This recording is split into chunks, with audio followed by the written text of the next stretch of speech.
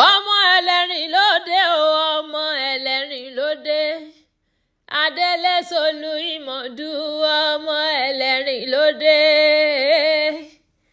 ọmọ ẹlẹ́rìn lóde o ọmọ ẹlẹ́rìn lóde adélé solú ìmọ̀dù ọmọ ẹlẹ́rìn lóde débọ̀ Aderibigbe sẹ́lẹ̀ ló bá wà ní owó òde yàrá ni ìwọ bá wà ní owó òdèdè ìkúlẹ̀ ló bá wà ní owó kankan lé. Wọ́n ò pè ọ́ sí ikú bẹ́ẹ̀ ni wọ́n ò pè ọ́ sọ́run ní òní mo pè ọ́ sí àìkú tí ṣe bálẹ̀ ọ̀rọ̀ ní nílé ayé. Ashake Akewii ẹ̀sùn pín mo dé bí aláràgbà yìí dáhùn mo ní ké láyé ni. Bàbá mi débọ̀ Aderibigbe kú ayẹyẹ ọjọ́bí èyí tó tún bá yín láyé. Ọ̀pọ̀ rẹ̀ lẹ́sìn mọ́ṣẹ́ lára bí Elédùmarè níjẹ́ ọ̀kanjúkú. Bàbá Dọ̀tun, bàbá Sanmi, bàbá Dàpọ̀ wá mọ̀ gbọ́rọ̀ ẹnu mi. Ọkọ Tóyìn mọ́ dágọ̀ jọgọjọ ikú ònílé mo pé kó ònílé gbà ọ́ lọ́wọ́ àwa.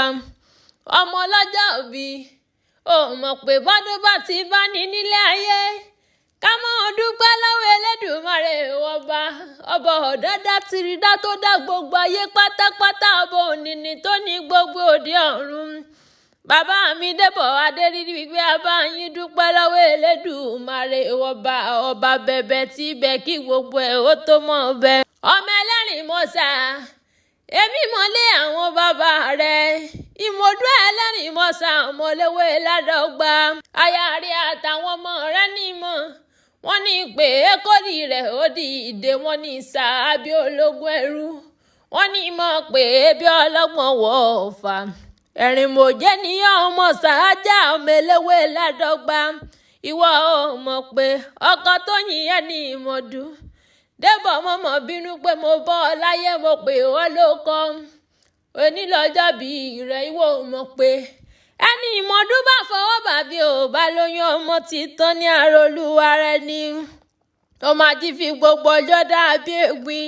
Ọmọ adọ́kọ níbi owó ti gbé ń sọ mọ́tò ní bèbè àlè ọmọ adélé solú ọmọ gìkan. Èyí tó yà dínà ni mo dún ẹlẹ́rìn o. Bàbá Dọ̀tun ò mọ̀ pé ẹ̀mẹ́ta ọ̀tọ̀ọ̀tọ̀ ní gíyà dínà ni mo dún ẹlẹ́rìn. Bàbá Sanmi lóhun ni ò jẹ́ kí ẹrú ẹlẹ́rìn ó lè roko. Bàbá Dàpọ̀ ó ní ò jẹ́ kí wọ́n fẹ́ ẹlẹ́rìn ó lè rodò nílé yín. Ọmọ ẹlẹ́rìn mọ̀sá mẹ́lẹ́wé ládọ́gba igi tó yà dínà ni mo dún ẹlẹ́rìn níjọ́ ọjọ́ sí. Bàbá mi débọ̀ Aderibigbe mo gbọ́rọ̀ wẹnu mi. Ọ̀kan yà dínà odò níjọ́ ọjọ́ sí. Ọ̀kan yà dínà oko ọ̀kan yòókù lọ́lọ́rẹ̀ ya dínà lé àná ní pọ́pọ́ lọ́wọ́ èmọ̀dún ẹlẹ́rìn mọ́sàmádélé sóòlù. Erin mòjé ọmọ wágún. Débọ̀ Aderibigbe àná ti pé mọ́ òwẹ́rìn lójú ogun. Bẹ́ẹ̀ bá fẹ́ wẹ́rìn lójú ogun ẹ wá pòdẹ ẹ wọ́n fà bàbá ẹ wọ́ sọ̀rọ̀ bàbárin tí wọ́n fi wọ́ mọ́. Mo ní ẹwẹ́ sọ̀rọ̀ bàbárin tí wọ́n fi wọ́ mọ́ ní ojú ogun. Bàbá mi débọ̀ Aderibigbe ọmọ abídéwé níyàn mèrèwéré tí jẹ́ ládọ́gba ọgbọ́n mú ni mo. Ọgbọ́n ọ̀nù lèmi lọ́rẹ̀ mú rẹ̀ sí. Ọ̀pọ̀ ọmọràn ni mo fi ràgùntàn. Lẹ́rìn ò ní pọ́pọ́ lọ́wọ́ ẹlẹ́rìn mọ̀sá mọ̀léwé ládọ́gba. Bàbá mi débọ̀ igi tó yà dínà ní mòdún ẹlẹ́rìn. Wọ́n ránṣẹ́ wọn pé gúnugún tí ibẹ̀ ládèdè ká pé kó wá yígi. Ó yígi títí kò lè yí. Ẹlẹ́gìrì ló yígi ọ̀hún ní mòdún ẹlẹ́rìn ní pọ́pọ́ lọ́wọ́. Ó mọ̀ pé òdìlé yín ò gbọ́jọ́ wọ́ o. Ọmọ ọlọ́jọ́ bímọ fi ìwé lọ orin mi. Adití ilé yín ò gbọ́yà àgò nínú ilé àwọn bàbá rẹ̀. Igi tó yà dínà ni mo dún ẹlẹ́rìn. Adití àtòdì ni wọ́n gègé ọ̀hún ní mo dún ẹlẹ́rìn mọ̀sá ní pọ́pọ́ lọ́wọ́. Nígbà tí wọ́n gègé ọ̀hún tán wọ́n bá igbá funfun wọ́n bá pọ̀kọ́ ọ̀sùn. Wọ́n bẹ́yẹlé nínú ilé àwọn bàbá rẹ̀ tó bí ọlọ́mọ. Mọ̀ pé ọmọ ẹlẹ́rìn o.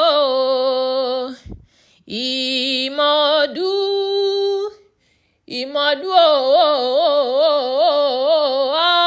ọmọ ẹlẹ́rìn ọmọ ẹlẹ́rìn mọ́sá yìí kó pẹ́lẹ́ ayé mo pé ikú ò ní lè gbà ọ́ ní ọwọ́ àwa ọmọ azọ̀sùn mọ́mọ́ bọ́bẹ̀ jẹ́ mọ́ fi ìwé lọ orin mi aya rẹ àtàwọn ọmọ rẹ ní mọ̀ pé bó bá dìwọ́ yá àwọn dún wọn pé owó lé rẹ̀ ilé ni ọmọ lé rẹ̀ ilé ni wọ́n pé bó bá dìwọ́ yá àwọn dún kájọ péjú ṣe tẹ̀mí ìtòwó tọmọ nílé ayé iṣẹ́ rẹ̀ ò wá ní dojúrú iwájú yìí ní ìwọ mọ́ ló wà ní dẹ́rọ ẹ̀yìn kó o wá pẹ́ láyé onítànáwó sàré ọmọ lọ́lọ́ba dání wáyé bó o ti wá sọjọ́ bí èyí kó o ṣe tẹ̀mí nínú ọlá ńlá nínú àlàáfíà àdẹ̀ra ohun àìkú tí ṣe balẹ̀ ọ̀rọ̀ lọ́lọ́ba dání wáyé wọ́n bá wá bí ọ́ lérè pé ta ní kọrin ewì ìṣẹ́tì rẹ̀ mo ní bọ́ọ̀mọ̀ mi sọ gbóhùn ẹnu mi ni